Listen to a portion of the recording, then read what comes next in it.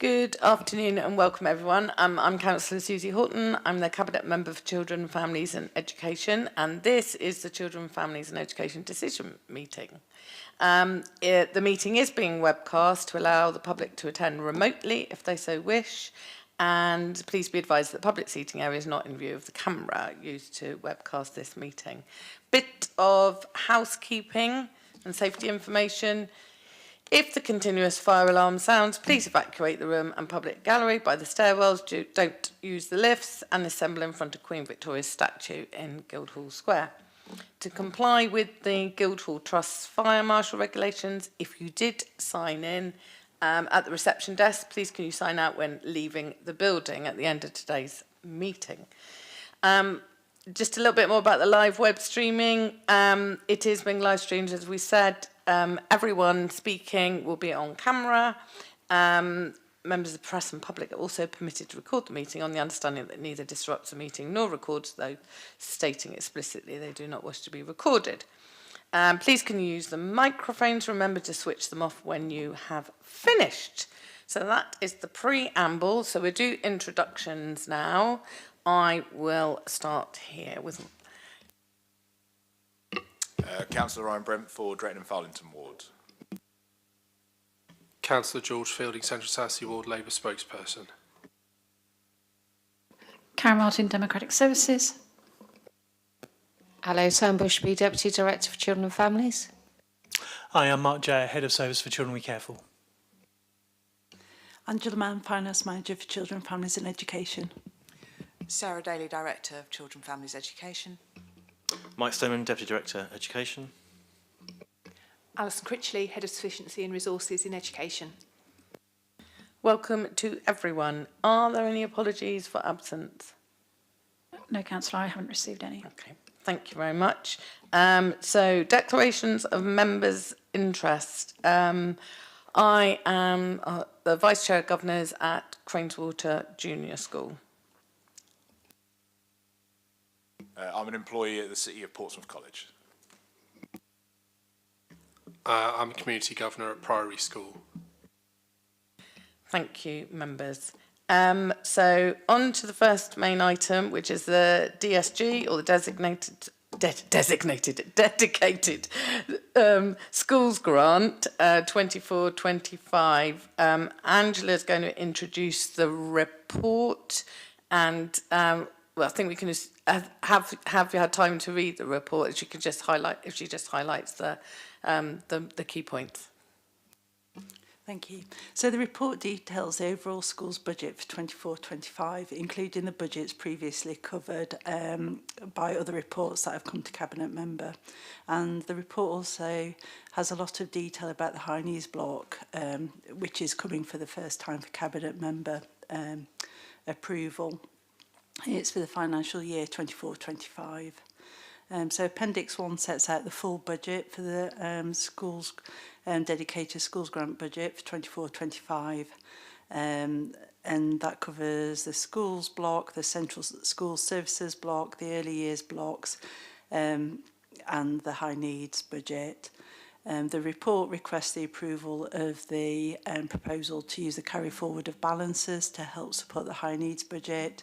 It also includes the element 3 top-up values, that's in Appendix 2, and it one bit that isn't for high needs, but it notes the decision by Schools Forum for the delegation of the education functions which related to the previous monitoring and brokering grant, and that's for noting.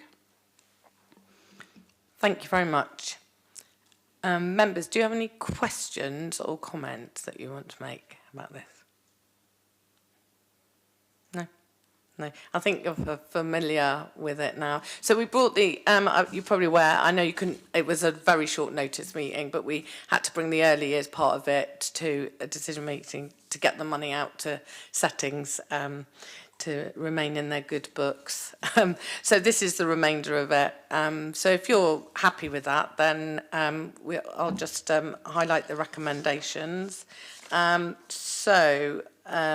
will read them out just so that we're really clear.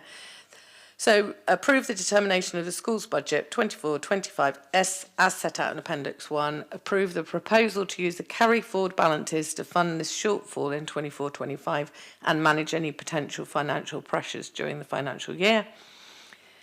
Thirdly, to approve the 24-25 Element 3 top-up values for special schools, inclusion centres, alternative provision settings and mainstream schools as set out in Appendix 2. And finally, to note the decision by the maintained school members of Schools Forum to approve the dedelegation of the education functions related to the monitoring and broken grant 24-25 at £10.42 per pupil. Okay, thank you, members, for that. And that item is then done. So, next item on the agenda is the carers fees and allowances policy for Portsmouth Fostering Service. So, Mark, are you doing this one? I am, yeah. Yeah, thank so similar thing, I think. Assume that we've read it and then we can come to questions and comments. Thank you. Yeah, sure. So, the purpose of being here today is to inform the Cabinet member of the carers fee and allowance policy for Portsmouth 24-25 and to seek the approval of the proposed financial increases to foster carers fees and allowances that will take effect from the 7th of April 24. And just to highlight, you'll be aware nationally there's a deepening shortage of foster carers in England, and this is clearly set out at the beginning of my report. More locally in Portsmouth, we've got a really strong and thriving fostering community, and to date we've been able to attract and retain a quality of foster carers, though we need to, of course, recruit more, especially to enable our more vulnerable children to remain with us locally in Portsmouth, which is really important to us. Whilst the foster carers of Portsmouth continue to provide high quality care for the children they look after, there's a worry that the national cost of living difficulties are becoming increasingly impactful, and we need to ensure that we fully back our foster carers financially, as well as providing them with the other excellent support that they already receive, and that includes comprehensive training, access to professional and emotional support, and wraparound care, for example, through the highly successful Mockingbird initiative that we developed. And within all this, we need to also make sure that our financial offer is competitive with our neighbours, so our neighbouring local authorities. Thank you, Mark. Any comments, questions? Councillor Fielding. Yeah, obviously you've done a lot of engagement with the foster carers in terms of what the changes to the payment structure are going to be. Clearly, there's a not necessarily grievance, but an issue with regards to the travel expenses claims that can be made. What engagement has been made with that, and do we believe that we've put enough in place to support them in a cost of living crisis? Mark, do you want to come back on this Yeah, one? sure. So in terms of the one area that I think created a mixed bit of feedback in terms of view was the travel expenses. I think it's important to highlight that actually within the fostering allowance, there's an element of allowance for travel. So the expectation is that any payments in terms of travel that are outside of that are exceptional. So whilst we've increased the threshold, what we're now is basically more in line with other local authorities. And the feedback was interesting in that, a lot of foster carers obviously felt that that would be impactful, whilst acknowledging that other areas would be of benefit. But some actually said that they just assumed that cost within their everyday care of children and didn't really see that as being a problem. In terms of the offer, we're obviously working within financial constraints within Portsmouth City Council, and what we've done is, I think, achieve the best possible financial offer we can for our foster carers. In terms of the paper, we've had there's been a lot of work that's gone on from officers in terms of getting this over the line and making sure that we're providing good financial recompense for our carers who do a fantastic job. Thank you, Matt. You're happy with that? Yeah, so just to clarify, it's bringing it more in line parity with other neighbouring local authorities as opposed to a significant rise. Sorry, I missed the last little bit of your question. Because the rise in the threshold is just bringing it in line with neighbouring local authorities. Not in all areas, no. So in some areas we're bringing it in line and actually increasing. So, we've been very mindful to do a lot of work in terms of seeing what the offer is for other local authorities. So we've brought parity in some areas, but in other areas actually we've provided added value. And in fact, there's some, for example, we have an activities allowance that's annual, and we're fairly unique in offering that to foster carers. There's no other local authority locally that offer that. Yeah.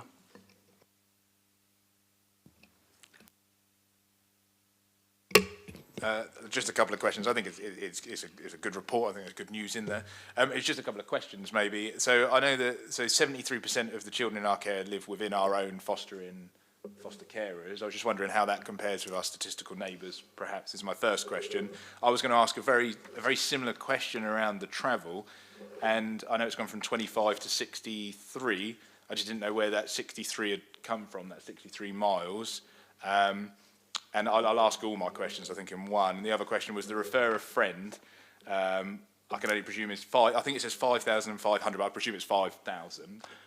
That's 500. So 500, if it says 5,000, then that's a typing error. Apologies. And then the only other question was how many refer a friend payments do we make? Yeah, thank you. All really good questions.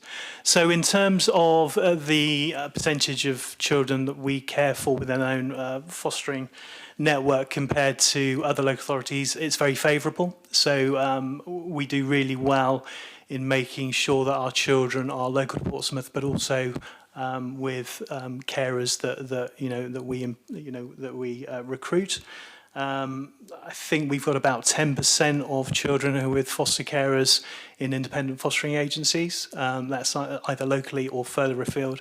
And obviously what we want to do is bring that percentage down so that we can further increase the number of children that remain local to us.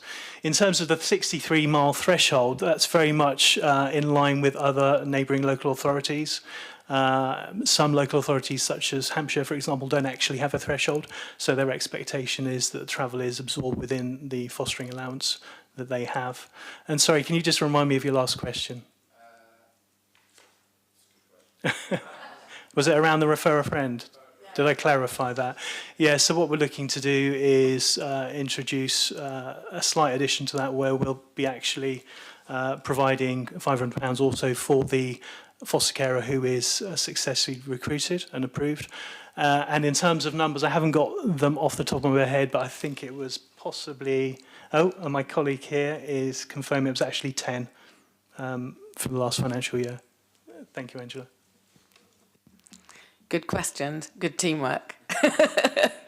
Yeah, I haven't really got much to add. And the main thing I would say is, obviously, and Ryan will know this more possibly than having done the job before me, is actually the reputation of our local fostering is something that we've maintained as a positive thing. Mockingbird, we know, has enhanced that, but it's not the only model that we have. And I think the two working alongside each other are really a real strength. But I do think this is needed and timely because, as we know, the cost of living crisis is not just hitting the poorest, it's hitting everyone. And for our foster carers, it's no less of an issue. So I think it was very much needed, very timely. There was a lot of engagement.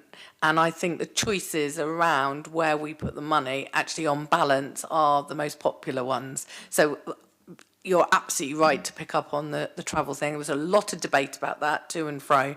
But on balance, we felt that the other offer was more popular across the board. So thank you. Really good report. Thanks, Mark. So just to read out that as well then, I'm more than happy to recommend that the proposal to change the payment structure and increase the skills fees for foster carers and related allowances. And this updated policy will be from the 7th of April 24, and agree that the delegated authority is with the Deputy Director of Children and Families in conjunction with the Section 151 officer to approve an annual uplift to the standard fostering allowance in line with the national minimum guidance.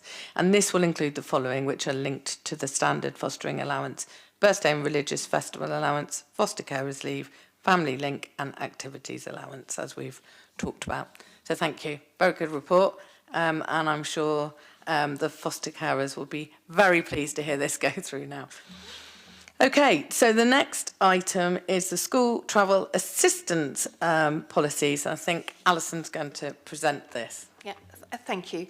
So we're required to update our travel assistance policies on an annual basis. There are two policies, one in relation to children aged 5 to 16 and one for post-16 learners. We've gone earlier with our review this year, consulted on the revised policies over the Christmas period and are now bringing them back for approval. There are three key areas where we were looking to kind of change and develop the policies. One was to give more information about how some people will be eligible for a disabled person's bus pass, so to signpost that information. There's new emphasis in the DFE guidance on preparing people for adulthood, which we've reflected in our guidance. We had also hoped to simplify and give greater transparency around personal budgets, but unfortunately we've not been able to go as far as we'd hoped with that because there was a further update to DFE guidance that came out in January. So although there's some simplification, we're not introducing the banding system. And then the final change is an increase in the charge made for privileged places. So we've had consultation. We had 6 responses, which is more than we usually get, so a little bit of feedback. But what we're asking is for the revised policies to be approved. Thank you. Before I come to members, it's a bit of an unusual report in the sense it's a bit of a narrative, and the reason it's a bit of a narrative is we were quick out of the stalls to try and get in our consultation early, got our consultation in, started doing the piece of work, and then the government came in and said, by the way, you can't do that because these are the rules. So that's why, and obviously because the consultation had happened, we need to go out and say that. That's the narrative of it. So given that, I think hopefully it's quite straightforward about where we're at and what the recommendation is. Any comments, questions? Councillor. I've just got a technical question, just more out of interest. It says an unsafe route eligibility. I just wonder what determines an unsafe route. So that is an unsafe walking route, which is actually much more commonly used out in the counties and the shires where you're talking about people walking along busy main roads that don't have footpaths. So I don't think we have any in Portsmouth where we provide travel for that reason. Good question. So, recommendation is that I am quite happy to do this, agree the attached travel assistance policy for children of statutory school age 5 to 16 and the travel assistance statement for post-16 learners for 24-25. Okay, which brings us on to the last item, which is the appointment to the UTC board. Quite simple one, I think. Yes, so we have, Portsmouth has a member on the UTC board. It's always been the chief executive, and following David Williams' departure, we are asking for approval to appoint the new chief executive as the member of the UTC. Any comments, questions? Happy to welcome her to the to the role. I know that obviously it's been David Williams in the past. I was just wondering, was there any thought on it not necessarily being the chief executive and being the director of Children's Services? I don't know who is the most appropriate person to sit on the board. I genuinely don't know the answer to that. I mean, I think it was a kind of symbolic thing when it was the key leaders across the city were on the board, and it seemed to be accepted. I don't know whether Mike's got anything to add to that or anything. Well, because you know more. Yeah, it's a member position, and there's only a few members that sit overarching the UTC. So you've got the Vice Chancellor of the University, you've got the Chief Executive of Portsmouth City Council, and I think somebody high up in the Navy, and that's pretty much it. And then you've got the UTC trustees, which Alison is a member of. So, yeah, so it made sense just to be a like-for-like replacement. Replace like for like, yeah, okay. So the recommendation that Natalie Brahma-Pearl, Portsmouth City Council's Chief Exec, be appointed by the Council to the UTC Portsmouth as a member of the company, and absolutely happy to do that. I think she will bring a lot to that board as well. She's really engaged in children's and education, so that's great. which brings us to the end of the meeting. So thank you very much, members, for coming, and thank you to officers for your reports and your hard work. A lot of these final reports have had a lot of ping-ponging. So thank you very much to